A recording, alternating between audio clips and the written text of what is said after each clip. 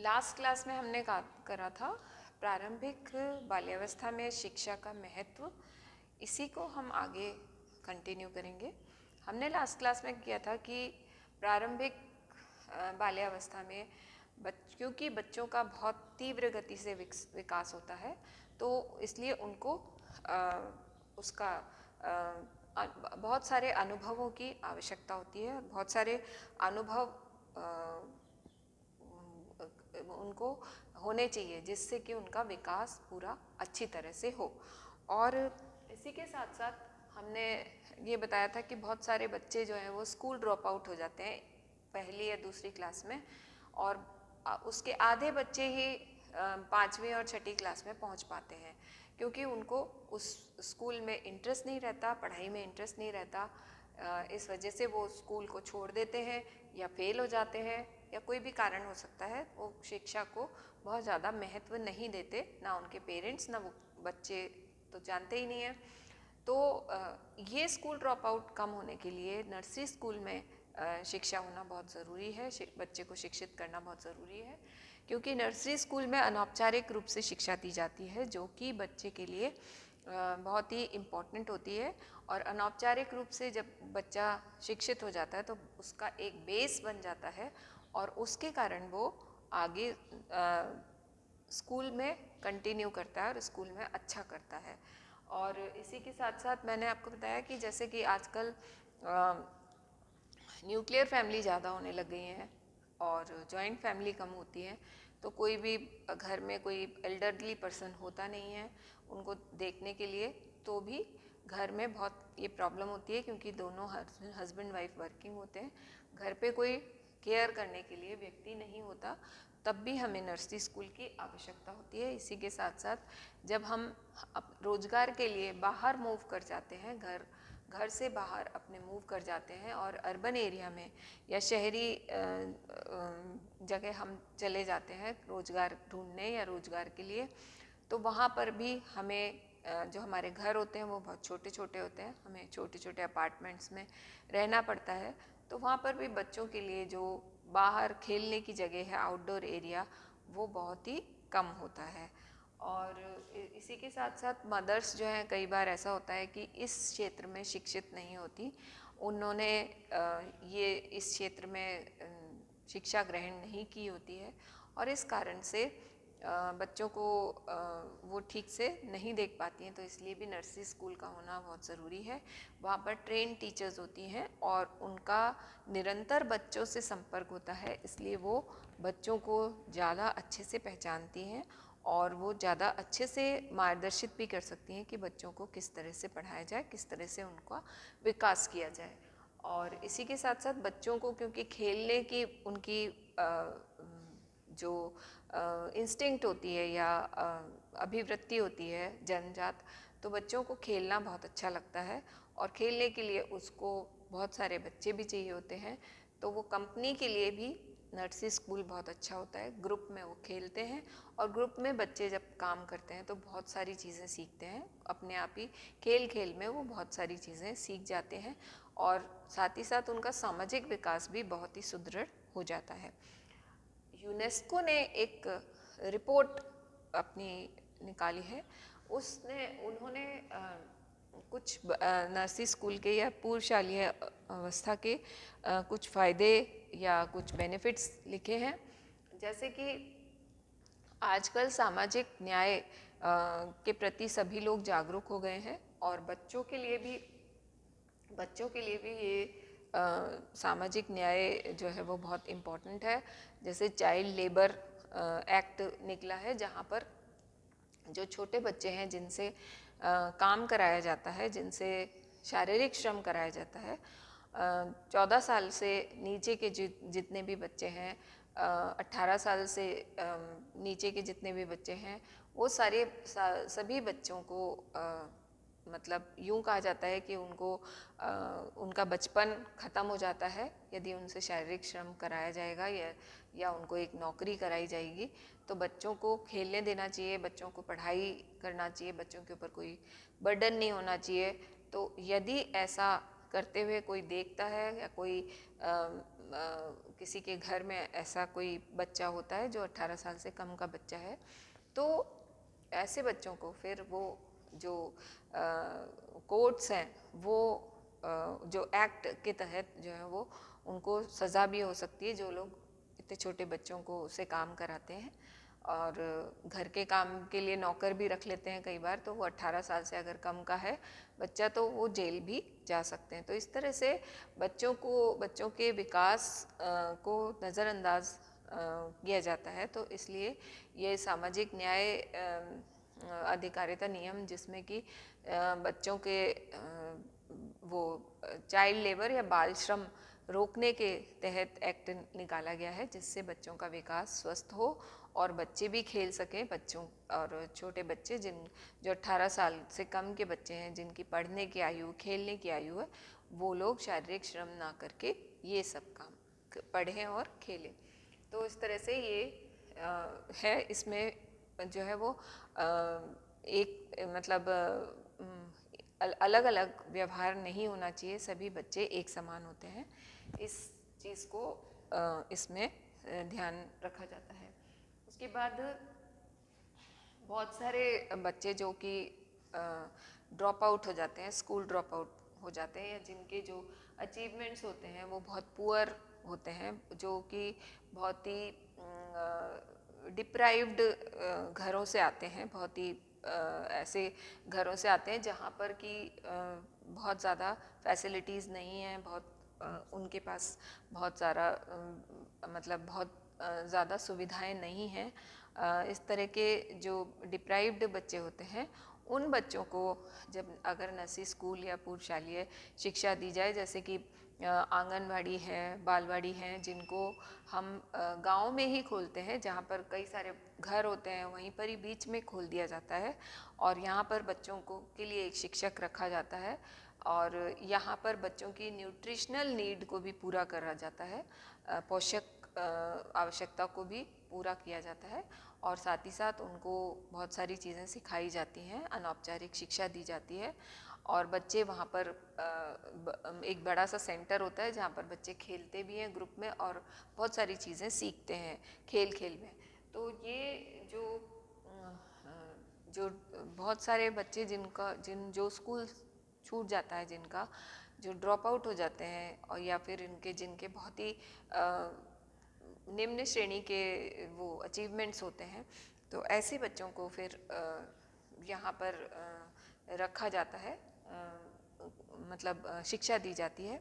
तो इससे बच्चों का विकास अच्छी तरह से होता है। फिर उसके बाद कुछ बच्चे जो हैं वो बहुत ही झुग्गी झोंपड़ियों में रह रहे होते हैं, जो स्लम एरियाज़ में रह रहे होते हैं, जहाँ पर जैसे ये टीले में टीला नंबर 1, टीला नंबर 2, इस तरह की जो बहुत ही कंजस्टेड लोकेलिटीज़ हैं, वहाँ पर रह रहे होते हैं, जहाँ पर बहुत छोटे छोटे से मकान होते हैं। तो बहुत ही निम्न श्रेणी का उनका जीवन स्तर होता है, क्योंकि वहाँ जहाँ पर लाइट भी नहीं आती है, पानी भी नहीं आता, पानी भर के लाना पड़ता है। लाइट का भी वो लोग तार निकाल के इंतज़ाम करते हैं, जोड़ते हैं अपना कनेक्शन। तो ऐसी स्थिति में बच्चों को अगर कोई एक अच्छी जगह मिल जाए जहाँ पर बच्चे खेल सकें, जहाँ पर बच्चे पढ़ सकें, तो वो एक बहुत अच्छा उनके लिए एक लाभकारी चीज़ है जिसमें बच्चे विकसित हो सकते हैं। तो ये भी एक पूर्व शालीय शिक्षा का लाभ है। और इसके बाद है, क्योंकि जो वृद्ध व्यक्ति हैं वो ज़्यादा नहीं होते हैं घरों में, कई जगह ऐसा भी होता है कि दोनों मजदूरी करते हैं या कोई काम करते हैं पेरेंट्स दोनों।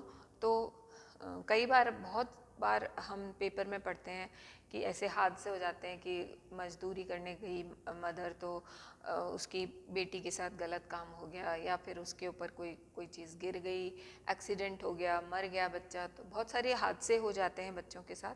तो ये सारी चीज़ें रोकने के लिए ये एक एक्ट बना है और इसके साथ साथ ही बच्चों को वर्किंग प्लेस पे कोई ऐसी चीज़ देनी पड़ती है, या फिर जैसे ये स्कूल्स खुले होते हैं तो वहाँ पर अपने जो मदर्स हैं वो अपने बच्चे को वहाँ पर छोड़ सकती हैं।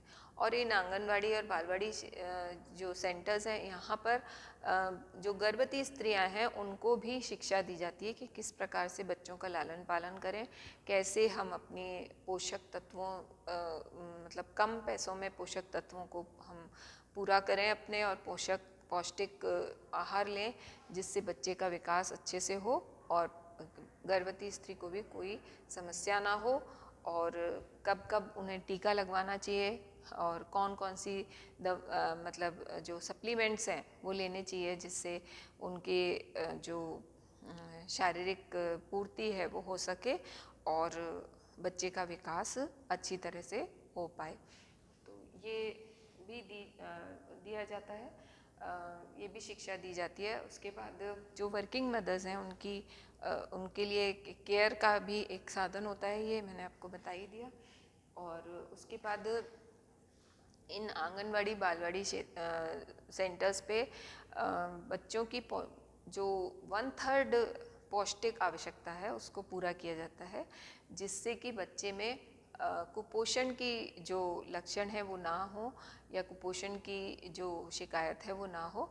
और उसमें जो है वो बच्चों को इस तरह का भोजन देते हैं जिसमें कि उनकी प्रोटीन की रिक्वायरमेंट, आयरन की रिक्वायरमेंट, कैल्शियम की रिक्वायरमेंट पूरी हो। इस तरह का वो खाना बच्चों को दिया जाता है जिससे बच्चे पौष्टिक आहार लें। और क्योंकि बच्चे जब ग्रुप में खाते हैं तो वो सभी चीज़ खा लेते हैं, जैसे दलिया है, जैसे घर पे जो दाल खिचड़ा या जो भी वो बनाते हैं बल्क में, तो बच्चे क्योंकि ग्रुप में खा रहे होते हैं तो वो सब कुछ खा लेते हैं, तो बच्चों में खाने की आदतें भी पड़ सकती हैं।